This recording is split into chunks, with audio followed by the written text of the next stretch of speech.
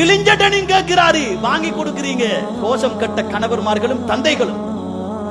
தன்னுடைய மகள் உடம்போடு ஒட்டி அபாயா கேட்கிறாள். சுப்ஹானல்லாஹ். அந்த அபாயாவை உடுத்துக்கொண்டு பாதையில் போகின்ற பொழுது உங்களுடைய பிள்ளைகளை அந்நிய ஆண்கள் பார்த்து ரசிக்கிறார்கள். இதை மறந்துடக்கூடாது. உங்களுடைய பெண் பிள்ளை, வயதுக்கு வந்த பிள்ளை அந்த அபாயாவை உடுத்துக்கொண்டு ரோட்ல போறா, பள்ளியில தொழுதுட்டு வெளியில போறா. ஆண்கள் எல்லாம் வெளியில போறாங்க பெருநாள் தொழுதுட்டு.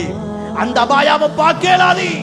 அந்த அபாயாவை பார்ப்பதும் அவளை பார்ப்பதும் ஒன்றாக இருக்கின்ற பொழுது எங்களுடைய பிள்ளையை விபச்சாரத்துக்குள்ளாக்கப்படுகின்றார் ஒவ்வொரு பெற்றோர்களும். ஏற்றுக்கொள்ளுமா உள்ளம்? ஏற்றுக்கொள்ளலாம் சகோதரர்களே. லூசான உடுப்பு வாங்கி கொடுங்க.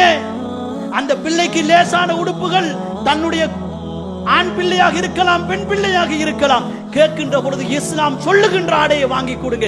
நாளைக்கு இஸ்லாமிய முறைப்படி உங்களை வளர்ப்பார்கள் அவர்கள். இஸ்லாமிய முறைப்படி உங்களை அனுமதிப்பார்கள். எனவே அன்பு சகோதரர்களே, இன்னும் ஈது திருநாள் என்று சொல்றோமே, இந்த திருநாளையில அதிகமான வாலிபர்கள் இருக்கிறார்கள். ட்ரிங்க் வங்குக்கு அடிமையானவர்கள். ட்ரிங்க்ஸ் இருக்குது, சாராய மதுபோதை ட்ரக்ஸுக்கு அதிகமானவர்கள் இருக்கிறார்கள்.